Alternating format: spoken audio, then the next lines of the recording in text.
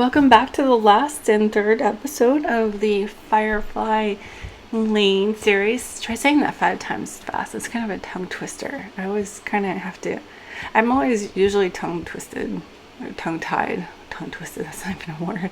I'm usually tongue tied very easily. It's like my brain is thinking a lot faster than I am actually speaking the words. So, Firefly Lane, that's kind of a tongue twister if you say it a few times fast.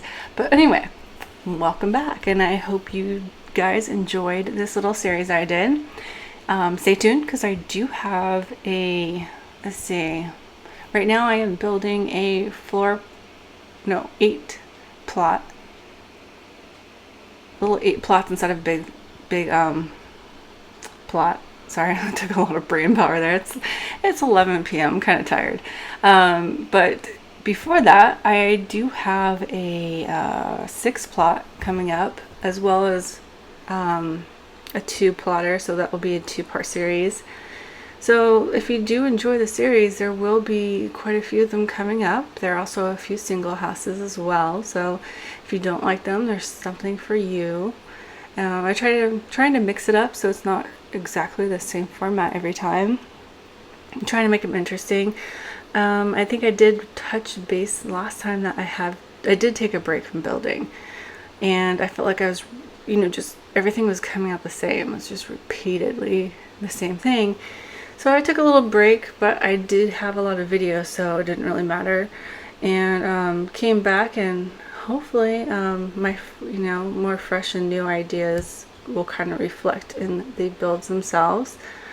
I do, there's little tips that, like I said, I can't talk. Tips and tricks that I think everybody has of their own, and they always add that into their little build, like their own little style. And so I very much will do that. I think it just kind of, what you like is usually what you're gonna tend to do. So I try and push myself to do stuff that's different, but I also have the items in The Sims that I just love and adore, and I use them because I just love them.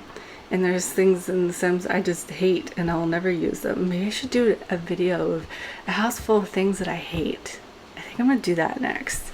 That'd be pretty cool. It'd be fun. It'd be frustrating, but fun.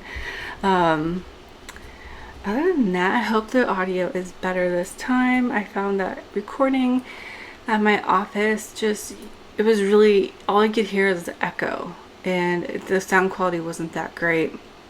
So I'm back at recording at home, and I'm tucked in a little quiet corner, as quiet as I can possibly be. And so hopefully, I hope it sounds better. I know there are programs out there that can really help with your audio quality, and I'm gonna see if I have enough space to download that. I think I even spoke about that before. I'm like a parrot repeating myself all over again. Anyway, in case you didn't listen to the other videos, there are other programs out there, and I'm gonna see which one I can download and which one will help. I mean, I have a really awesome microphone.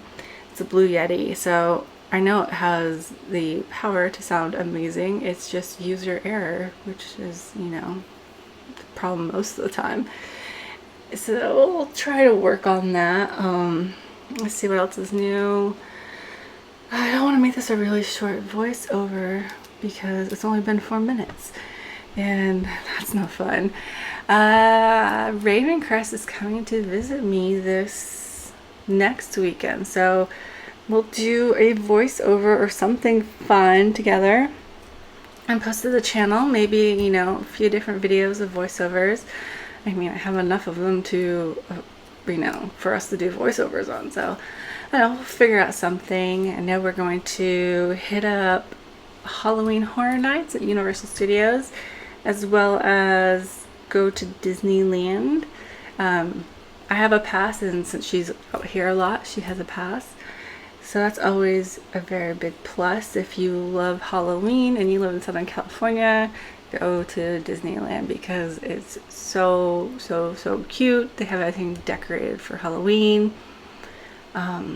I don't know if Not Scary Farm will be open. I kind of hope so because it was a blast last year, and it would be really fun to go this year if we can. Well, no, we'll see. Halloween Horror Nights is kind of expensive, so I think I looked online and it was, I think $70 for a ticket to Halloween Horror Nights. I'm like, whoa, that's, and why it sucks is because it opens at, I think it's 6. So they closed the park down to all the other visitors who paid for a ticket for, you know, a whole park opening. You would think it would be from, you know, open to close, but it closes early for those people, which kind of sucks for them too. Which I was there last year around this time, and it did close early, and that did suck because it was my first time at Universal Studios. I know I've lived in Southern California in my life. I've never been because I don't know, I'm just lame. And so, but Halloween Horror Nights, I think it ends at midnight or 2. I can't remember. It's one of those two. And the lines, oh my God. The lines, one line was about 3 hours long.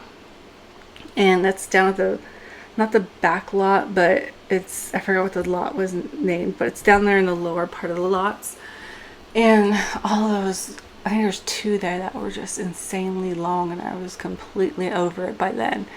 And we had already waited an hours long lines to get to these other mazes. So it that kind of sucked. Like, not Scary Farm, yeah, there were long waits and everything, but not particularly that long. And there's just, you spend all this money and you wait in all these like hours of long lines, and you don't even get to see everything. That's my only qualm with Halloween Horror Nights, but it's still fun, it's still worth it. But if you're looking for more of a fright, I would say not Scary Farm by far. Halloween Horror Nights, you kind of I don't know, it's weird, like you expect it. Even though you expect it at Not Scary Farm, they get you, and I'm not really easily scared. So but I don't know if it's not, sorry, Halloween Horror Nights is just commercialized to the point where it's just not as scary. It's, I mean, there's a lot of gore. Okay, then maybe that's the difference. Halloween Horror Nights has a lot of gore, while Not Scary Farm has just, you know, you're scared. They kind of fog up the whole park, and so these people just jump out of nowhere, like, and scare you. And it was fun, and I had a lot more fun there, but it just doesn't make me not want to go to Halloween Horror Nights. I definitely want to go again. And, you know, it was my first time last year going to that Halloween Horror Nights, so maybe it'll be different this year. There are different mazes, and, you know, it's still a blast. By all means, don't, like, not go because I said what I did before. Still try it out. Still go find out for yourself if you like it or not. Other than that, if you live in Southern California, if you go to Rogers Garden in Newport Beach, they have a Harry Potter themed Halloween store inside there. We're gonna go there. It's gonna be so much fun. I can't wait to go to that shop.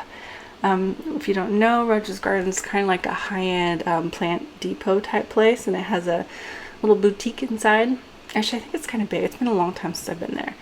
But they turned the boutique into Harry Potter World. It's the alleyway, so that'll be a blast too. That's another thing in our Halloween Horror Nights. Harry Potter Land is actually shut off, and it would be kind of interesting if they put a maze in there that has to do with, you know, a Harry Potter-esque or a magic-esque type haunted maze. That would be really cool, but they don't, so that was a disappointment. I went to, last year when I went, I was in Harry Potter Land to eat, and that was about it. We didn't have time, because they closed the park down, to explore the rest of Harry Potter Land, so, oh well, you know, it's not like it's far.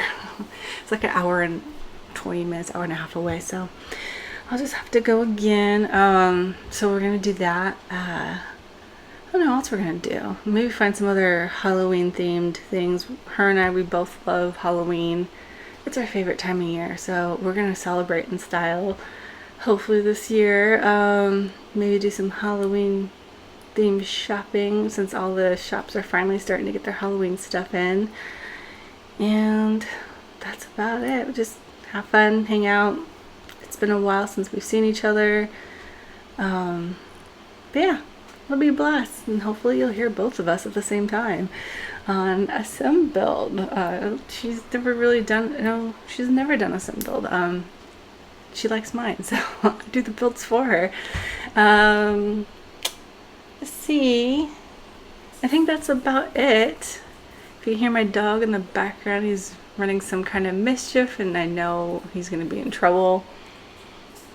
Even though he's been very spoiled tonight, I had one of those, I think they're called Kongs. They're the dog treats, the dog rubber things with a hole in the middle. You could put peanut butter or a treat in there. Well, I filled it with peanut butter, and he absolutely loved that. So, yeah. I don't know why he's choosing to be naughty when he's had a great night. But anyway, dogs are dogs.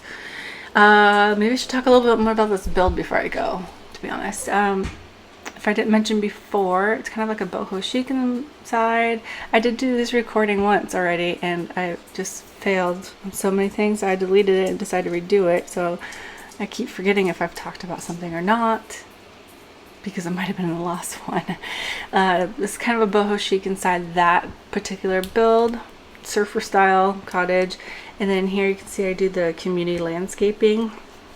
And the idea that here that was pretty private little plot of land, and I try to, you know, make it just so, just those three little, whoever lives in those three little cottages, this little whole piece is just themselves. Although, of course, you cannot control the other Sims. They're gonna walk through this little pathway, backyard type community space anyway. But the idea is that if it were real, that this would be private, and you could only enter through those little archways, and if you didn't own a house, you wouldn't be allowed in there.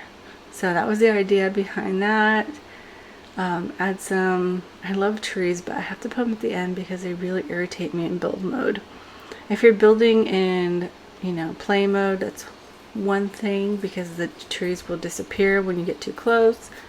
But build mode, it irritates me. So I always do them last. I always do the landscape last. I like to do the frame, sometimes the siding, the house, the windows, sorry. And then I do the interiors room by room. And then when I'm done with all the interior, then I usually go out and do the outside decoration and the landscape. That's usually how I work. I notice a lot of people do the complete exterior, including the landscape.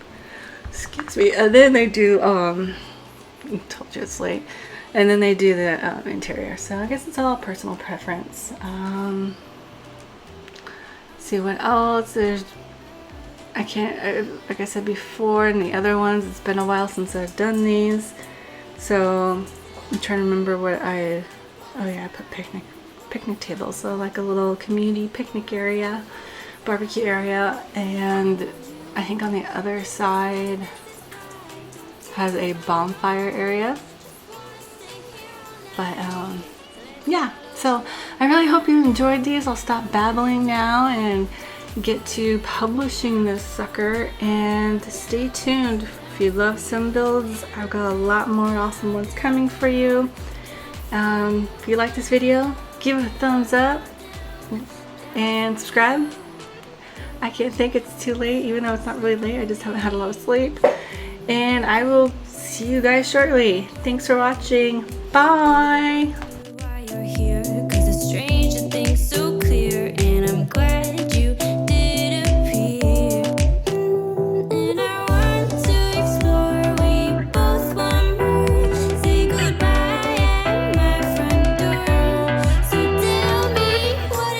What is right?